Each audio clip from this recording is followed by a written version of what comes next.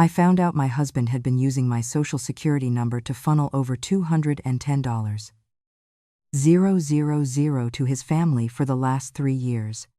But the reason I am currently sitting in my car outside his parents' 40th anniversary party, gripping a thick manila folder until my knuckles are white, isn't just about the stolen money. It's about the name on the deed to the sprawling lakeside property they are celebrating in a house bought entirely with my forced debt, bearing his mother's name. For a long time, my life felt like a portrait of upper-middle-class American stability. My name is Elena. I am 32, and I work as a supply chain director for a mid-sized logistics firm in Charlotte, North Carolina. My days are spent managing shipping routes, balancing massive corporate ledgers, and putting out fires before they reach the consumer. Because my professional life was an endless series of complex decisions, I was more than happy to let my husband, Marcus, take the wheel at home. Marcus was a charming, high-energy residential real estate agent. He was the kind of man who never forgot a birthday, who could charm a room full of strangers within 5 minutes, and who always needed to be perceived as the most successful person in his family. I loved him for his ambition. But more than that, I loved how safe he made me feel. We had a comfortable routine. I deposited my paycheck into our joint account, and Marcus handled the logistics. As he jokingly called it, he paid the mortgage, managed the utilities, and dealt with the taxes. He even made a habit of intercepting the mail every afternoon. "You spend all day looking at spreadsheets, Elle," he would say, kissing the top of my head as he sorted through the envelopes. "Let me take the boring administrative stuff off your plate. You just relax." I believed him. I thought it was an act of service, a testament to his care. I was a person who inherently avoided conflict in my personal life. My own family was small and scattered. So when I married Marcus, I eagerly adopted the Sterlings. I bought thoughtful gifts for his mother, Beatrice, who had a penchant for expensive, flashy things.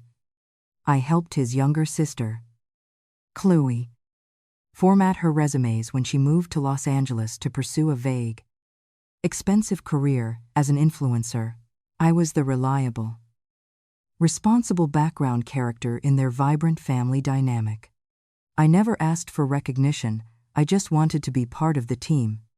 I was, by all accounts, a good wife who deserved to be treated with basic human decency. The fracture in my perfect reality didn't start with a massive explosion. It started with a single, deeply humiliating comment at a family dinner. It was late October, and we were hosting my younger brother, Leo, for a weekend visit. Leo was a 22-year-old college student, working 2 jobs to put himself through an engineering program. During dinner, looking incredibly embarrassed, Leo quietly asked me if I could float him a $1,000 loan. His 20-year-old Honda Civic had broken down, and without it, he couldn't get to his night shifts. He promised to pay me back with interest by Christmas, before I could even open my mouth to say yes. Marcus slammed his fork down on his plate. The clatter echoed sharply through our dining room. "Absolutely not," Marcus said, his voice dripping with sudden, uncharacteristic condescension. "We don't do handouts, Leo. It's just a loan." I interjected softly, shocked by his tone. "We have plenty in savings." "Marcus, it's for his job." Marcus looked at me, his eyes cold and hard. Before turning his gaze back to my brother, he spoke loud enough for his parents, who were also visiting, to hear from the living room. "No, Elena, you need to learn how the real world works. In this family, if your name is on the dotted line, it is your absolute responsibility.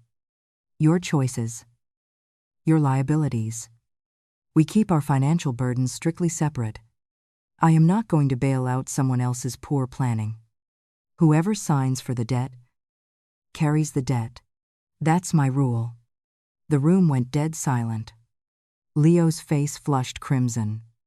He excused himself, packed his bags, and took a Greyhound bus back to college that very night. I was mortified. I was furious.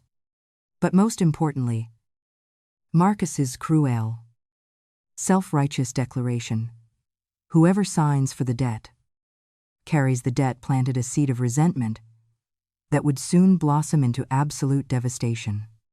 It was a boomerang rule, thrown with arrogance, completely unaware that it was about to swing back and sever his own neck. That night, lying awake next to my snoring husband, the sting of his hypocrisy gnawed at me. He had always been generous with his own family. Why was $1,000 for my brother the absolute limit? Driven by a mix of anger and sudden curiosity, I quietly slipped out of bed, padded down to Marcus's home office, and opened his laptop. I knew his passcode. It was the date of our wedding. I decided I was going to wire Leo the money from my own personal checking account, one I rarely used, but kept active from before we were married. However, when I logged into the banking portal, our joint account dashboard loaded first. I scrolled through the recent transactions, expecting to see the usual grocery bills and utility payments. Instead, my eyes snagged on a peculiar recurring transfer. Every month, on the 15th, an auto draft of $1.200 was sent to an entity labeled simply as C&B Holdings LLC. I frowned. I managed supply chains. I knew how to track anomalies. I clicked on the transaction history. This $1.200 payment had been leaving our account every month for 2 years. That was nearly $30,000. I dug deeper, accessing the routed statements Marcus kept in a digital subfolder. The payments weren't going to a mutual fund or a retirement account. They were being transferred out to service a massive debt. A cold sweat broke out across my back. I opened a new tab and did something I hadn't done in 3 years because Marcus always handled it. I pulled a full, comprehensive credit report on myself. The loading circle spun on the screen. 3 seconds later, the first layer of my reality was violently peeled away. According to the credit bureau, my utilization rate was at 85%. I stared at the screen, my vision blurring.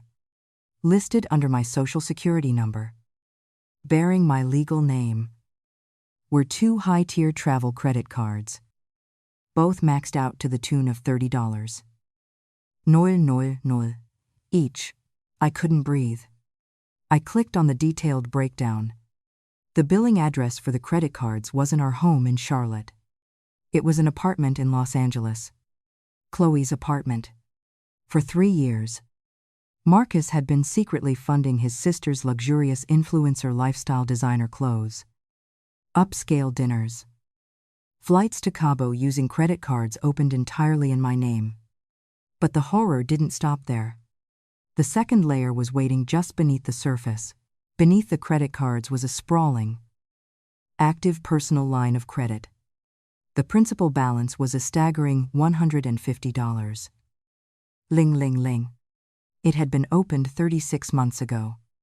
The monthly servicing fee for this colossal debt was exactly $1. Lambe. The payments to C&B Holdings. I clamped a hand over my mouth to stifle a scream. $250,000 in debt, attached to my identity, slowly draining our joint assets, all while he publicly berated my brother for needing $1,000 to fix a radiator. The third layer, the ultimate destination of that $150. 000 remained hidden. The credit report didn't show what the money was used for, only that I owed it. I closed the laptop. Wiping the keyboard with my sleeve to remove any fingerprints, I crept back into bed. lying perfectly still beside the stranger I had married, listening to him breathe. I did not confront him. I didn't cry, though my chest felt as if it were caving in.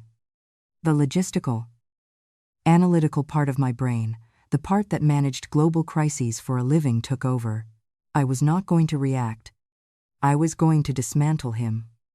The next morning, I kissed Marcus goodbye, told him I had a late meeting, and drove straight to a boutique legal firm downtown.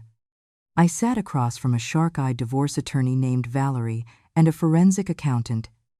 I laid out the printed credit reports. He forged my electronic signature. I said, my voice eerily calm. He used my pristine credit score to secure a massive line of credit and 2 platinum cards, because his own credit was likely ruined by his real estate risks. I need to know exactly where the $150,000 went. And I need to ensure he cannot touch another dime of my actual money. For the next 3 weeks, I lived a double life. At home, I was the same, agreeable, quiet Elena. I cooked his favorite meals. I asked about his day. I smiled when he talked about how hard he worked to provide for us. Behind his back, I was an architect of ruin. I quietly froze my credit with all 3 major bureaus, locking out any new accounts. I opened a new, hidden bank account at a completely different institution and slowly began diverting portions of my direct deposit there. The forensic accountant worked tirelessly, subpoenaing the holding company through backdoor channels to trace the $150. Ling, ling, ling. But I needed to see Marcus squirm. I needed to see the mechanics of his lies in real time before I burned the house down. I needed a small test. On the 14th of the month, the day before the massive $1,200 auto draft was scheduled to hit, I logged into our joint account. I didn't just cancel the transfer. I reported the recipient account as fraudulent, unknown to the bank's security department, forcing them to freeze the outbound routing number and block any future drafts to CNB Holdings. Furthermore, I called the credit card companies funding Chloe's life and reported the cards lost, demanding the new cards be shipped to my corporate office, not our home. Then, I waited. The reaction was almost instantaneous. 2 days later, Marcus came home from work looking as though he had been physically struck. His face was pale, his tie loosened. He paced the kitchen, checking his phone obsessively. Everything okay? Honey? I asked, stirring a pot of pasta on the stove. Yeah. Just a banking glitch, he stammered, wiping sweat from his forehead. The bank is being stupid. Locked some things up. It's fine. I'm handling it. He wasn't handling it. The lender for the $800 000 loan was demanding their payment. And because I had flagged the routing number, he couldn't use our joint funds to cover it. The next day, I noticed a sudden deposit of $1,200 into our joint account, transferred from a mysterious external account under his name alone. He was bleeding his own secret reserves dry to cover the tracks. But the real counterattack came when Chloe's credit cards started declining in Los Angeles.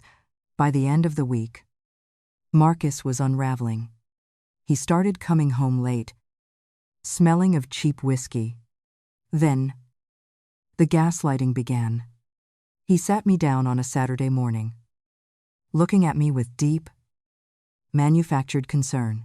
Elena, my mom called me, he said, using his soft, gentle voice. She said you've seemed really distant lately. And honestly, I've noticed it too. You're hiding your phone. You're acting paranoid. I think your job is stressing you out too much. You're having a bit of a mental breakdown. Sweetheart, I stared at him, marveling at the audacity. He was trying to plant the seed that I was unstable, just in case I stumbled onto his fraud. An hour later, my phone rang. It was Beatrice, my mother-in-law, Elena. "Darling," Beatrice crooned, her voice dripping with condescending sweetness. "Marcus tells me you're struggling. You know, you really need to be a more supportive wife right now. Marcus carries a tremendous amount of stress providing for this family, ensuring we all have a beautiful life. You shouldn't be adding to his burdens with your paranoia. Just let him handle the finances. Dear, he knows best." I gripped the phone tightly. "You're right, Beatrice," I said smoothly. "Marcus has certainly done a lot for the family's finances. I'm starting to see that very clearly." "Good," she huffed. "We'll see you at the lake house this weekend for our anniversary party. Don't ruin it by being gloomy." The lake house, the day before the party. My forensic accountant finally called me with the results of the trace on the $150,000 line of credit. When he told me where the money had gone, the final piece of the puzzle clicked into place, and the sheer magnitude of the betrayal took my breath away. It was a twist so sickeningly perfect that it felt like a physical blow. Marcus hadn't just blown the money. He hadn't lost it in a bad investment. 3 years ago, Beatrice and Richard Sterling had been on the verge of bankruptcy due to Richard's failed business ventures. They were about to lose their suburban home. Marcus, desperate to maintain the illusion of the flawless, successful Sterling family, had stepped in. He told his parents he had made a massive windfall in commercial real estate. He told them he was buying them a fresh start, using the $150,000 he stole through my forged signature. Marcus bought a gorgeous, secluded lake house in upstate South Carolina. But here was the kicker. He didn't put the house in his name. He didn't put it in our name. To cement his status as the ultimate, devoted son, Marcus had put the deed entirely in Beatrice's name. He bought his mother a house using my financial blood, taking all the credit as the hero son, while tying the anvil of debt around my neck. The small detail from the beginning of our marriage, Marcus always insisting on handling the taxes through his buddy, who's a CPA, suddenly made perfect sense. He had been falsifying our joint returns to hide the massive liabilities and the property tax records from me. Which brings me back to the present moment.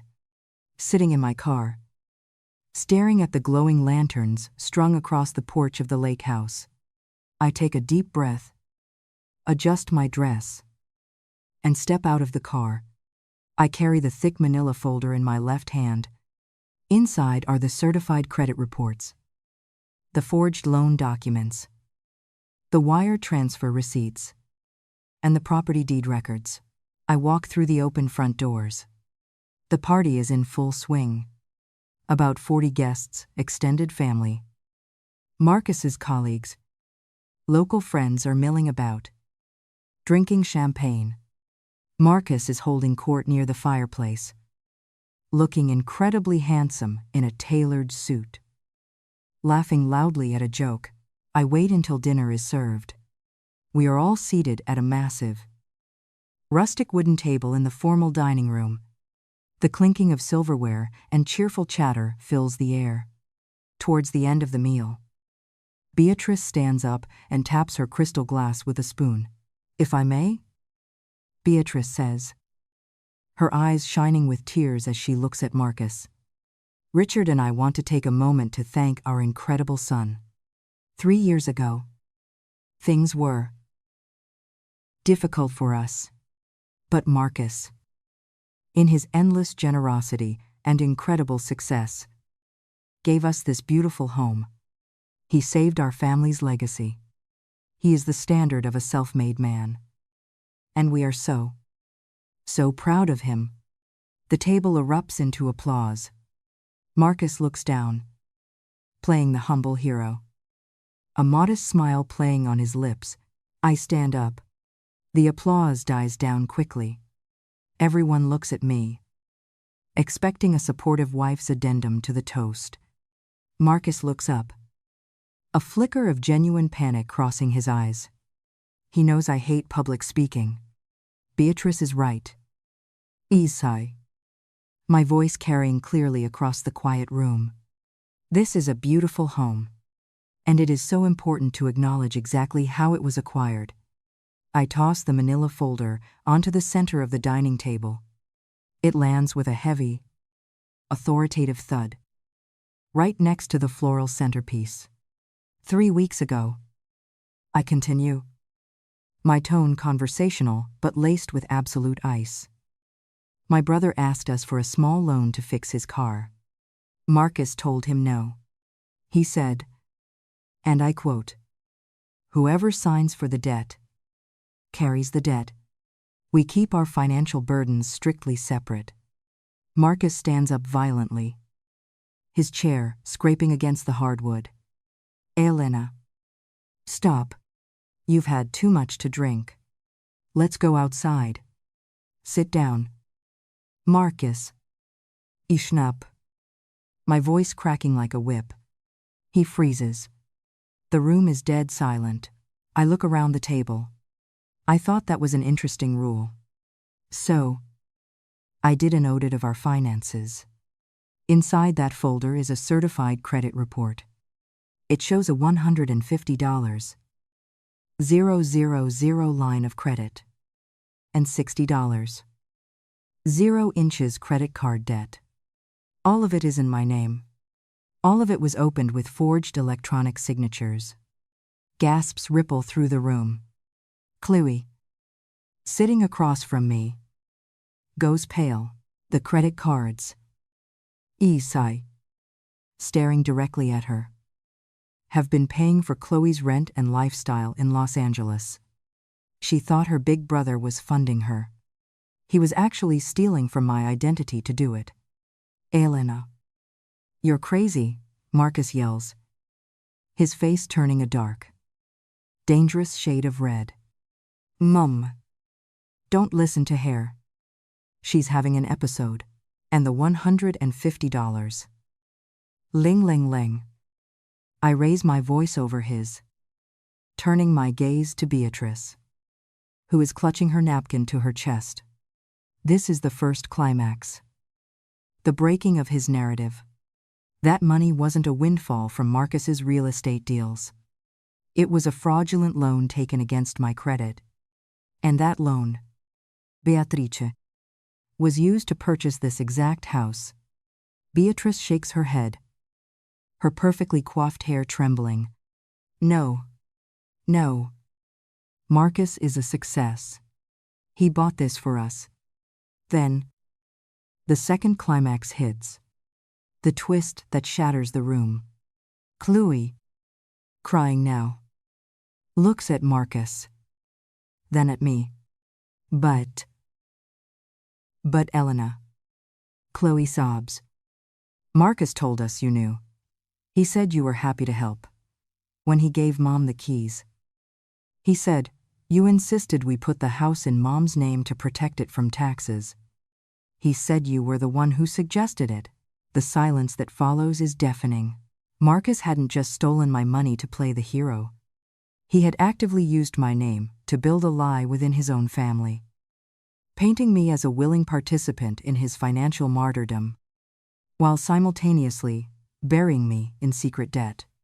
He had convinced them I was a silent, wealthy benefactor, which explained why Beatrice always treated me with that weird, condescending expectation. She thought I was a pushover, funding their lives voluntarily. I look at Marcus. The charming facade has completely melted away, leaving a desperate, pathetic man staring back at me. He has nothing to say. Remember your rule, Marcus, I whisper, though the whole room hears it. Whoever signs for the debt carries the debt. I look at Beatrice. You are the sole name on the deed of this house. Beatrice. But the loan that bought it is fraudulent. My lawyers filed the paperwork this morning. The bank is going to call the loan. Since Marcus doesn't have the money, they will put a lien on this property. You will have to sell this house to pay off my stolen debt. Happy anniversary. I turn around and walk out of the house. I don't look back. I hear shouting erupting from the dining room as I start my car. But the sound fades as I drive down the long, gravel driveway. My victory, however, was not without a heavy cost. The aftermath was a brutal, grueling war of attrition. Extracting myself from Marcus took 18 months of vicious legal battles. Proving identity theft within a marriage is notoriously difficult. While I ultimately succeeded in forcing the sale of the lake house to clear the massive line of credit, the process drained my actual savings. I spent over $40,000 in attorney fees, money I had spent my 20s carefully saving. Worse than the financial hit was the emotional toll. I lost my innocence. I lost the idyllic vision of the life I thought I was building. The trust I had so freely given was weaponized against me, leaving behind a cynical, exhausted woman in her mid-30s. The Sterling family, predictably, circled the wagons.